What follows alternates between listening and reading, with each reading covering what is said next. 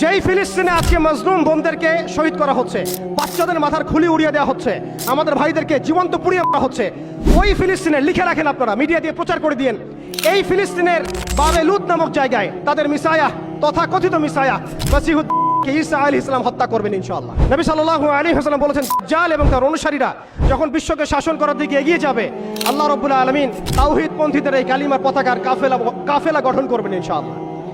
এবং এই কাফেলার মধ্যেই থাকবে ইমামুল মাহদী ইনশাআল্লাহু আযজা ওয়া জাল্লা। এবং তিনি বলেছেন, নবী সাল্লাল্লাহু আলাইহি ওয়াসাল্লাম, ফালা নি'মাল আমিরু আমিরুহা ওয়া লা নি'মাল জাইশু যালিকাল জাইশ, কতই না উত্তম হবেন সেই আমির এবং কতই না উত্তম হবেন সেই সেনাবাহিনী। তোমরা যদি বরফের উপর সাঁতার কেটেও হয় তবুও সেই জাইশের মধ্যে যোগ দিও। এটা আমাদের সামনে আসতে যাচ্ছে। পৃথিবীর প্রত্যেকটা জায়গায় আপনি দেখবেন তাওহীদপন্থীদের কাফেলা গঠন হবে, ইসলামী রাষ্ট্রগুলো দাঁড়িয়ে যাবে ইনশাআল্লাহ। আপনি দেখেন সিরিয়া পরিবর্তন হচ্ছে, আপনি দেখেন আফ্রিকা পরিবর্তন হচ্ছে, আপনি দেখেন বাংলাদেশ পরিবর্তন হচ্ছে, আপনি দেখেন প্রজন্মের চোখের মধ্যে তাওহীদের ক্ষুধা, আপনি দেখেন প্রজন্মের চোখ জলজল করছে, তারা ইমানের দিকে আসছে, আমলের দিকে আসছে, ইসলামের দিকে আসছে। সময়, time is closing down to the আখিরুজ জামান ইনশাআল্লাহু আযজা ওয়া জাল্লা। এখন কথা হচ্ছে, ইমামুল মাহদীর বাহিনী এই বাহিনীর সাথে যুদ্ধ করতেই থাকবে, কিন্তু শেষ পর্যন্ত ইমামুল মাহদীর হাতে মৃত্যু লেখা হবে না। আল্লাহ রাব্বুল আলামিন এই মিথ্যা মাসিহকে মেরে ফেলার জন্য, ধ্বংস করার জন্য আসমান থেকে সত্যিকারের মাসিহ ঈসা আলাইহিস সালামকে পাঠাবেন এই সিরিয়ার মধ্যেই ইনশাআল্লাহ। এই কথাগুলো আমাদের অনেক ভাই বুঝেন না, অনেক ভাই জানেন না, স্টাডি করতে চান না, তারা শুধুমাত্র একটা হাইপকে কেন্দ্র করে কথা বলতে চান। বিশ্ব এদিকে এগিয়ে যাচ্ছে, আমরা এখানে শুধু হাইপ তুলতে আসি নাই, আপনাদেরকে জানাতে এসেছি, বোঝাতে এসেছি যে আস্তে আস্তে বিশ্ব কোন দিকে যাচ্ছে এবং আমাদের করণীয় কি হবে।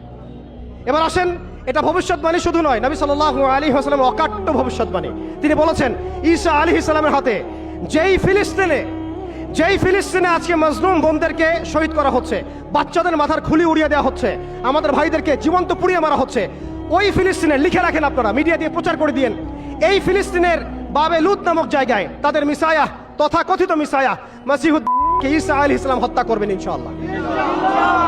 পৃথিবীর কোন শক্তি, কোন ন্যাটো, কোন ইউনাইটেড নেশনস, কোন ইউরোপিয়ান ইউনিয়ন, কোন IMF, কোন ওয়ার্ল্ড ব্যাংক, কোন সাম্রাজ্যবাদী শক্তি এই ভবিষ্যৎবাণীকে ঠেকাতে পারবেন ইনশাআল্লাহ। আপনি ওদেরকে চেষ্টা করতে দেন, সারা পৃথিবীর সমস্ত মুসলমানকে যদি এখন তারা মেরে ফেলে, তবু এই অকাট্য ভবিষ্যৎবাণী ইনশাআল্লাহ তাআলা তারা পাল্টাতে পারবে না। এটা আমাদের আশার জায়গা, এটাই হচ্ছে চূড়ান্ত বিজয়। এবং ঈসা আলাইহিস সালামের হাতে আগামী 40 বছর লিখে রাখেন আপনারা, এরপরের 40 বছর ওই বাইতুল মুকাদ্দাস থেকেই সারা বিশ্বে ইসলামী খিলাফা কায়েম হবে ইনশাআল্লাহ।